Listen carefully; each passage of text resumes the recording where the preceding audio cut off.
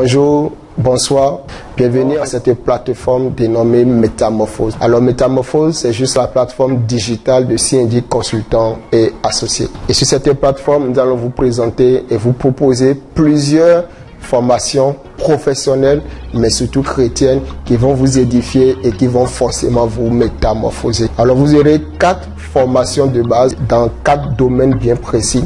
La première formation métamorphose va toucher le côté de l'identité. La deuxième formation métamorphose va toucher le côté de la destinée.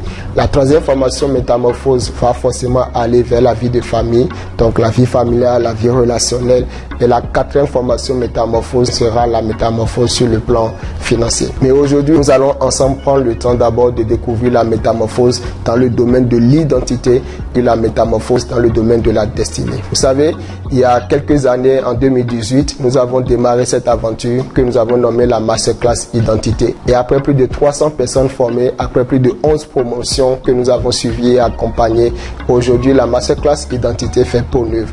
La Masterclass Identité maintenant se digitalise. Au-delà de se digitaliser, cette Masterclass maintenant devient la métamorphose travail. Alors c'est quoi la métamorphose travail? Dans la métamorphose travail, vous aurez à la fois l'association de la masterclass identité couplée avec la masterclass destinée. Et dans cette vidéo, nous n'allons pas vous présenter tout, nous allons juste nous focaliser sur la finalité de ce que c'est que le travail. Vous savez, la finalité du travail, c'est le bonheur. Juste après le jingle, nous allons vous présenter ce que c'est.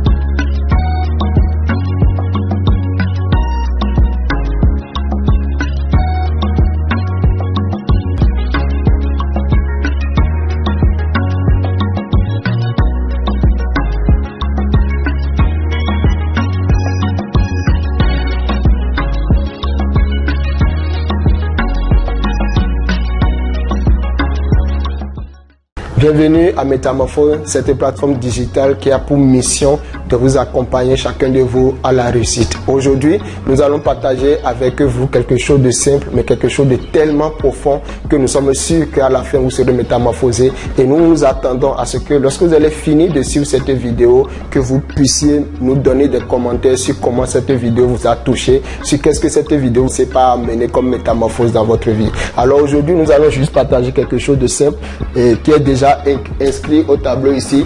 C'est la finalité principale du travail, c'est de vous rendre heureux. Je vais le dire encore une fois, la finalité, c'est-à-dire le but principal, c'est-à-dire la fin de tout travail que vous faites, c'est de vous amener à pouvoir vivre le bonheur. Et je sais que vous cherchez le bonheur et c'est humain et c'est légitime de chercher le bonheur. Et pour vous accompagner dans cette vidéo, nous allons voir un certain nombre de choses. Dans un premier point, nous allons essayer de voir qu'est-ce que c'est que le but et qu'est-ce que c'est que l'abus. Et ensuite, nous allons partager ensemble en quoi est-ce que le bonheur est véritablement la finalité du travail. Et dans le point 3, nous allons partager ensemble aujourd'hui quelques statistiques qui prouvent que plusieurs entreprises sont en train de chercher à donner plus de bonheur au travail par rapport à chacun de leurs employés. Aujourd'hui, il y a beaucoup de choses qui sont mises en place afin que les employés puissent prendre plaisir dans leur travail, afin que les employés puissent trouver du bonheur dans leur travail. Et nous allons terminer par le point 4 qui va pouvoir vous permettre de comprendre que le travail conçu par le créateur visait à l'origine 3 buts principaux. Et le premier but, c'est de vous permettre de faire du profit. Le deuxième but, c'est de vous permettre d'être heureux. Et le troisième but, c'est de vous permettre d'être prospère. Alors si vous êtes prêts, nous allons attacher nos ceintures, nous allons aller. Mais avant, essayez de développer un climat un peu calme autour de vous. Si vous avez un calepin pour noter, mettez-vous dans les dispositions. Si vous êtes prêts, nous sommes partis. Alors, nous allons partager ensemble le point 1 de notre parcours, de notre sommaire, qui porte sur le but et l'abus. Alors, je vous pose une question, c'est quoi le but? C'est quoi le but et c'est quoi l'abus? Vous allez voir que le but ne peut pas être dissocié de l'abus, c'est-à-dire qu'à chaque fois que vous ne connaissez pas le but de quelque chose, l'abus n'est pas loin. Le docteur Miles Monroe, paix à son âme, pouvait dire que lorsque le but est inconnu, lorsque le but n'est pas connu, l'abus est inévitable. Alors aujourd'hui, nous allons ensemble réfléchir sur le but de 4 choses. Selon vous, c'est quoi le but de la main? La main, c'est quoi son but? La dernière fois, nous faisions une conférence au cabinet et lorsque nous avons posé la question, les gens disent la main c'est pour travailler, la main c'est pour laver les habits, la main c'est pour préparer à manger, la main c'est on dit que la main c'est pour caresser, la main, bon bref, vous comprenez. Chacun a donné cette définition, mais bizarrement personne n'a dit que la main a été faite pour taper les gens. Vous voyez? Donc, inconsciemment ou consciemment, nous savons que la main à l'origine n'a pas été créée par le Créateur pour taper les gens. Et donc lorsque vous utilisez votre main pour taper les gens, vous êtes en train d'abuser de votre main. Alors je vous repose la question, c'est quoi le but de la main? Lorsque vous voulez chercher le but de quelque chose, vous devez remonter forcément à son Créateur. Et lorsque nous remontons dans la BIBL, qui est notre Bible, et qui est l'ouvrage qui montre comment Dieu a créé toutes choses, le but de la main, c'est fait pour travailler. Le but de la main sur le plan spirituel, c'est fait pour bénir. Le but de la main, c'est fait pour guérir les malades. Tu imposes la main aux malades et les malades seront guéris. Sur le plan professionnel, on voit que la main, on dit souvent, la Bible dit souvent le travail de tes mains. Donc la main a été donnée sur le plan professionnel afin de pouvoir travailler. Sur le plan familial, la main a été donnée pour prendre dans les bras, pour caresser, pour donner de l'amour. Et sur le plan financier, la main a été donnée pour payer les choses. Lorsque nous voyons le but de la main, nous voyons qu'il n'y a nulle part où la main a été donnée pour frapper les gens. Lorsque vous ne connaissez pas le but de quelque chose, l'abus est souvent inévitable. Et nous allons maintenant venir au deuxième but. Selon vous, c'est quoi le but de l'église? Nous allons à l'église, nous sommes peut-être nés dans une famille chrétienne. Depuis que nous sommes nés, on voit les parents y aller, nous-mêmes nous y allons. Mais je vous pose une question. C'est quoi le but de l'église? Je vous laisse quelques minutes pour y réfléchir. C'est quoi le but de l'église? Pourquoi vous allez à l'église? Quel est le but que poursuit l'église? La Bible dit, le Seigneur Jésus-Christ a dit, je bâtirai mon église. Alors, lorsqu'il voulait créer l'église, lorsqu'il voulait enfanter l'église, quel est le but qu'il poursuivait? Lorsque vous lisez dans la Bible, parce que à chaque fois que vous voulez chercher le but de quelque chose, vous devez remonter à son Créateur. Et lorsque nous voulons chercher le but de l'église, nous sommes aussi obligés d'aller à l'initiateur de l'église, qui est le Christ lui-même, et qui a dit, je bâtirai mon église. Alors, l'apôtre Paul nous a donné la révélation du but de l'église. Le but de l'église, c'est dans Ephésiens 4, 11 à 12. Il dit, il a donné les uns comme apôtres, les autres comme docteurs, les autres comme enseignants et autres, pour le perfectionnement des saints en vue de l'œuvre du ministère. Donc, au fait, vous allez à l'église pour 2 objectifs. Vous allez à l'église, 1, pour devenir l'église, et 2, parce que vous êtes l'église maintenant, vous devez accomplir votre destinée. C'est les 2 buts que vise l'église. Donc l'église a un premier but, c'est de faire de vous l'église et ensuite de vous perfectionner afin que vous puissiez accomplir votre destinée. Et lorsque vous ne comprenez pas cela, vous allez aller à l'église, mais vous allez abuser de votre temps. Pourquoi? Vous allez à l'église, mais vous ne révisez rien. Parce que l'église, dans ce sens, est un centre de formation. C'est un lieu où on va pour être formé. Et normalement, quand on va à l'école, on doit réviser ses notes et la plupart d'entre nous ne révisons pas les versets et les enseignements. Pourquoi? Parce que nous n'avons pas compris le but de l'église. Alors, troisième élément que nous allons partager aujourd'hui, selon vous, c'est quoi le but de l'école? Je vous laisse encore un petit moment pour y réfléchir. Vous allez faire du CI au CP, du CP au CE2, au CM2, ça fait déjà 6 ans, plus de 16 ans, 20 ans de votre vie investie dans un système qu'on appelle école. Mais je vous pose la question. Quel est le but que vous poursuivez en allant à l'école? Est-ce pour avoir les diplômes? La réponse est que vous avez les diplômes. Mais pourquoi vous ne continuez pas à chercher de l'argent? Ce n'est pas pour les diplômes. Souvent, quand on pose cette question, les gens disent, oh, je vais à l'école pour avoir la connaissance. Ok, la connaissance pour quel but? Ou d'autres personnes disent, C'est pour avoir les diplômes. Ok, les diplômes pour quel but? Pour quelle finalité? Les diplômes pour les avoir ou les diplômes pour aller échanger, avoir de l'argent? En fait, si vous analysez bien, le but final que nous poursuivons en allant à l'école, c'est de réussir notre vie. Alors, je vous pose la question. Avez-vous le sentiment que votre vie est réussie actuellement? Qu'après avoir investi autant d'argent, autant d'énergie, autant de temps dans ce système, avez-vous l'impression d'être en train de réussir votre vie? La réponse, je sais, c'est non. Parce que pour 90% d'entre nous, voire 90% des hommes, nous n'avons pas compris le but de l'école. Et donc l'école, non seulement nous en avons abusé, mais l'école aussi a abusé de nous. Et malheureusement, c'est le cas. Et ce qui est encore plus dangereux, c'est que comme nous ne sommes jamais assis pour réfléchir à ces choses, nous allons encore prendre nos enfants, les mettre dans un système qui non seulement nous a pas permis de réussir notre vie et qui absolument ne va pas permettre aussi à nos enfants de réussir leur vie. Et je vais aller un peu plus loin par rapport à l'école. Vous savez, le but définit le contenu. Exemple, si je vais vendre une bouteille d'eau, si le but pour lequel je vais créer le poste c'est de vendre de l'eau, alors je ne vais pas mettre dedans de l'alcool. Je vais mettre de l'eau. Pourquoi? Parce que la finalité, c'est de vendre de l'eau. De même, lorsque vous analysez le contenu de quelque chose pour identifier son but, alors dites-moi, est-ce que lorsque vous analysez le contenu de tout votre programme de formation, est-ce que quelque part il a été mis comment réussir votre vie? Est-ce que quelque part il a été mis comment devenir un investisseur? Est-ce que quelque part il a été mis comment devenir un entrepreneur? Est-ce que quelque part il a été mis comment bien choisir son épouse ou son époux? Comment bien éduquer? Est-ce que quelque part il a été mis comment devenir un homme pieux, un homme sociable, un homme respecté, un homme spirituel? Vous allez voir que le contenu de l'école ne tient en rien compte de tout ce dont nous avons besoin après l'école. Après l'école, tu vas te marier et tu n'as aucune formation dessus. Après l'école, tu auras des enfants, mais tu n'as aucune éducation sur comment former, éduquer un enfant, accompagner un enfant. Après l'école, tu auras de l'argent, mais tu n'as aucune éducation financière. Après l'école, il y a plein de choses que tu dois vivre après l'école, mais le cursus de l'école ne te permet de rien vivre. Donc, lorsque vous analysez le but de l'école, il n'a pas été fait, il n'a pas été taillé sur mesure pour nous permettre de réussir notre vie. Et c'est pourquoi à la fin, ça a produit le fruit de son contenu, de sa finalité, de son but. Le but n'a pas été de nous faire réussir. Et donc c'est normal que vous ayez l'impression qu'aujourd'hui, vous ne réussissez pas votre vie. Alors nous allons terminer par le dernier point qui est le but du travail. Nous travaillons. Chaque jour, les chômeurs s'échinent à déposer les CV par-ci, par-là pour trouver du travail. Mais je vous pose une question aujourd'hui. Pour vous qui travaillez déjà, pour vous qui êtes en train d'étudier en espérant que les diplômes vont vous permettre d'avoir du travail, pour vous qui déjà travaillent et qui gagnent de l'argent, je vous pose une seule question. Selon vous, quoi le but du travail? Je vous laisse un temps encore pour réfléchir parce que souvent, nous ne nous arrêtons pas pour réfléchir ces choses. C'est quoi la finalité du travail?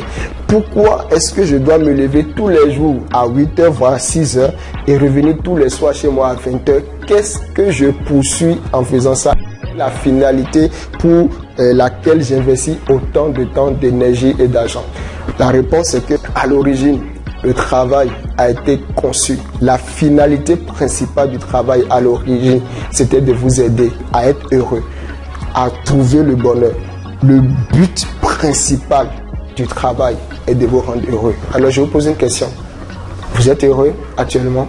Mais vous travaillez, vous cherchez du travail et vous allez avoir du travail. Et je prie que vous ayez du travail. Mais êtes-vous heureux? Si vous n'êtes pas heureux, peut-être que quelque part, vous n'avez pas encore trouvé votre travail. Maintenant, nous allons aborder le point 2 de ce temps de partage, d'enseignement.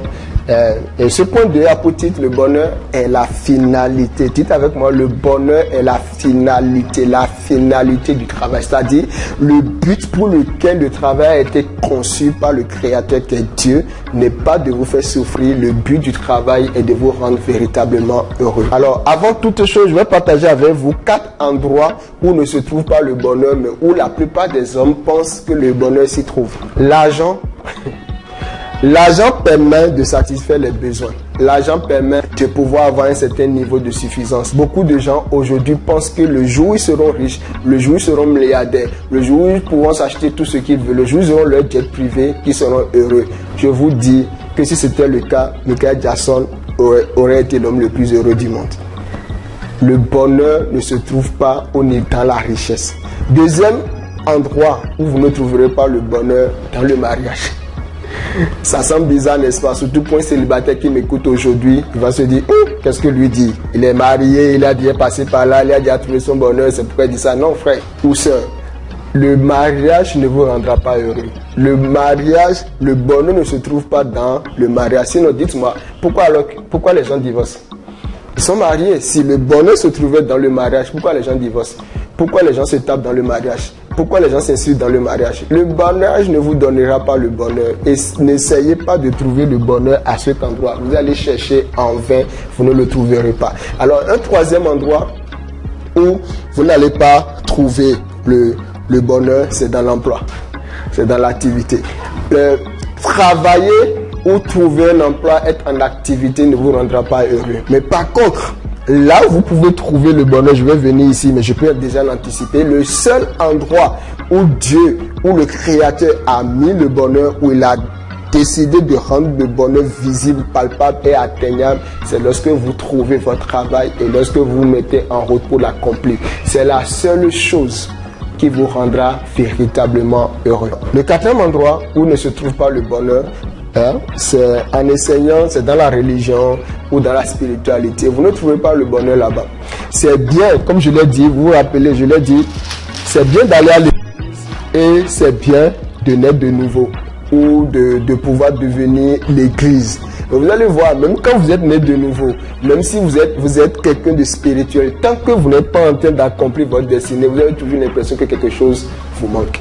Le bonheur, Dieu a décidé de localiser le bonheur dans votre travail. Et c'est lorsque vous trouvez votre destinée et que vous mettez en route pour essayer de l'accomplir que vous commencez par sentir, par vivre, par expérimenter le seul endroit où se trouve le bonheur. Et c'est réellement dans votre travail. Alors, qu'est-ce qui se passe dans le monde? Beaucoup d'entreprises aujourd'hui sont en train d'attester, de confirmer ce que c'est de vous dire. Aujourd'hui, il y a le show. Dites avec moi le show. Le show a été créé. Le show, c'est quoi? C'est le Chief Happiness Officer. Le Chief Happiness Officer, ça veut dire quoi? Le responsable du bonheur. C'est un nouveau poste, c'est un nouveau métier qui aujourd'hui est créé dans le monde, dans les entreprises, et c'est né dans la Silicon Valley.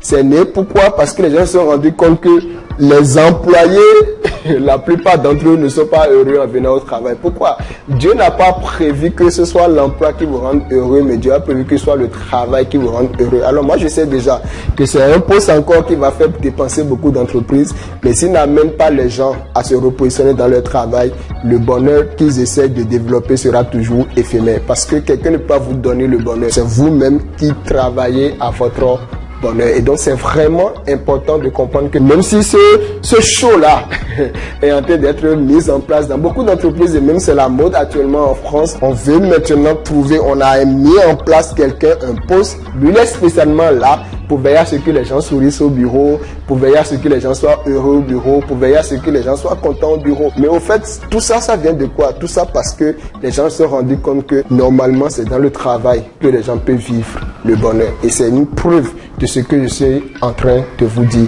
Vous ne trouverez pas le bonheur dans l'emploi, dans la spiritualité, dans la finance, dans l'argent, dans la richesse, ni dans le mariage. Le seul endroit où vous pouvez trouver le bonheur que vous cherchez, c'est uniquement dans votre travail.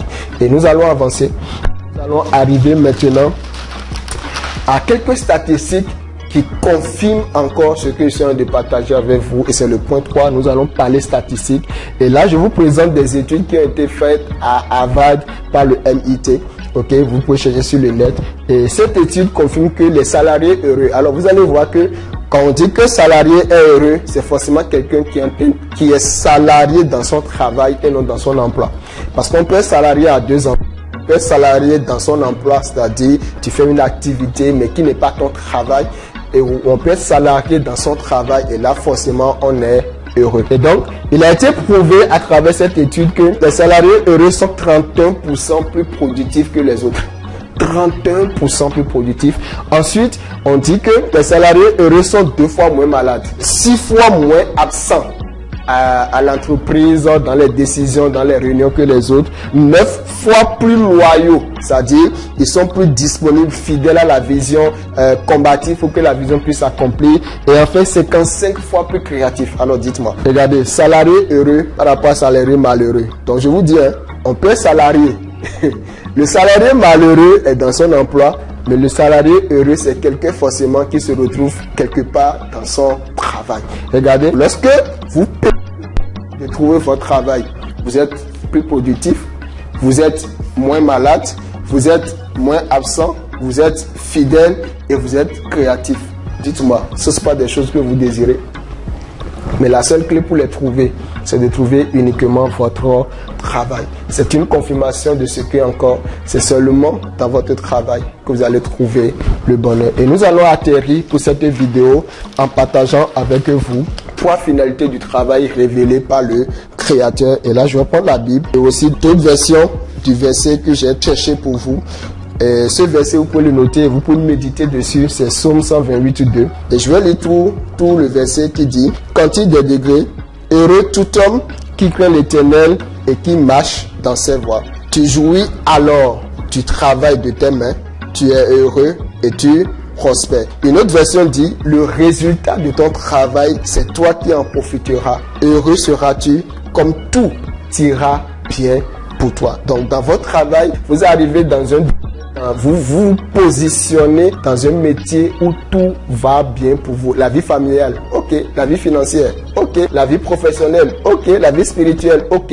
Tout va bien pour vous. La version d'Abi nous dit: quand tu mangeras du travail de tes mains, tu seras bienheureux et tu seras entouré de bien. La version Nouvelle Bible Seconde dit: tu jouis alors du produit de ton travail. Heureux es-tu, le bonheur est pour toi. Et la version Parole de vie dit: oui, c'est toi qui profiteras du résultat de ton travail. Tu seras heureux et tout ira bien pour toi. Vous savez, dans l'emploi, on travaille.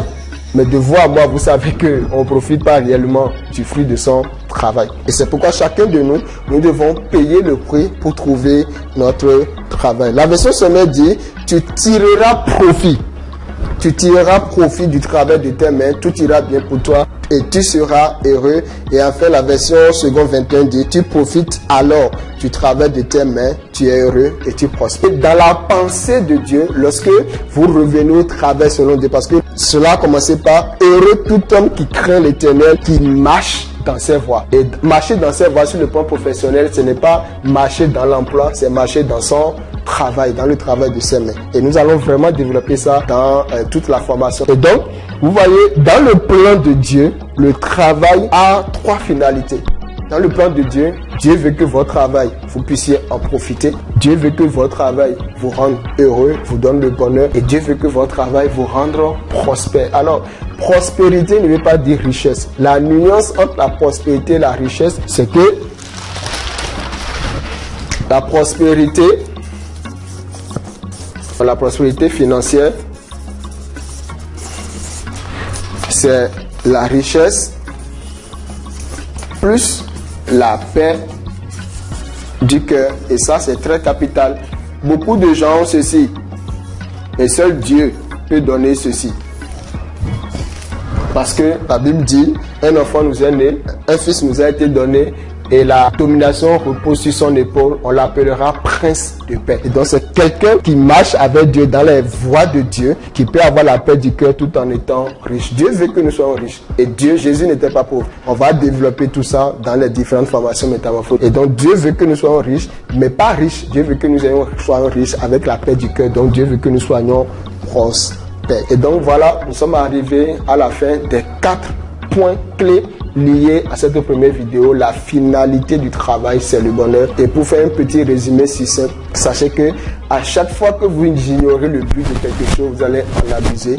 Deuxième point, nous avons dit que véritablement la finalité du travail, c'est le bonheur. Et aujourd'hui, le show a été mis en place, c'est-à-dire le Chief Happiness Officer, c'est-à-dire le responsable du bonheur, a été mis en place dans beaucoup d'entreprises. Pourquoi? Parce que on veut que les gens, en venant au travail, soient heureux, parce que le but du travail était de rendre les gens heureux. Et enfin, nous avons partagé avec vous 3 des statistiques qui ont montré que plus vous êtes dans votre travail, plus vous êtes créatif, moins vous tombez malade, vous êtes plus heureux, vous êtes plus épanoui, vous êtes plus loyal et tout le reste. Et enfin, nous avons fini par 3 finalités du travail, telles que le travail a été conçu par Dieu pour vous permettre de profiter de votre travail, d'être heureux et de prospérer. Merci vraiment d'avoir pris le temps de nous écouter. Nous pensons que les informations que nous avons partagées ici vont commencer par amener en vous une certaine remise en cause et va vous amener progressivement à une certaine métamorphose, à sortir de l'emploi pour vous positionner dans votre travail comme moi-même je l'ai fait, et je vais partager avec vous dans la 3e vidéo comment est-ce que moi-même je suis passé progressivement de mon emploi à mon travail, et ce qui fait qu'aujourd'hui je vis ce qui a été dit sur le travail, je profite de mon travail, je suis heureux dans mon travail et je suis en train de prospérer dans mon travail. Merci véritablement d'avoir pris le temps. Merci pour toutes les notes que vous avez prises et merci peut-être du fait que vous allez partager cette vidéo autour de vous pour nourrir d'autres personnes, pour montrer l'exemple à d'autres personnes, pour susciter la réflexion dans la vie de quelqu'un d'autre et forcément pour l'amener à la métamorphose. C'est notre souhait pour vous et c'est notre souhait pour chaque personne qui va se connecter à cette plateforme digitale qu'est Métamorphose. Nous voyons vos vies être métamorphosées dans les 4 domaines, sur le plan spirituel, sur le plan professionnel, sur le plan familial et sur le plan financier. C'est les 4 domaines où nous avons besoin d'être équilibrés pour nous sentir vraiment heureux et épanouis. Et cela commence par la découverte et par l'exercice de notre travail. Je m'appelle Code Rodé, consultant formateur principal CNJ. Heureux de vous avoir servi et à bientôt. Dans la prochaine vidéo, nous allons partager avec vous quelque chose de vraiment intéressant. Le bonheur que vous cherchez si tant, qui est dans votre travail. La bonne nouvelle, c'est que ce travail est déjà en vous. Et donc la prochaine vidéo sera intitulée « Votre travail est en vous ». Restez connectés, nous vous aimons et à très bientôt.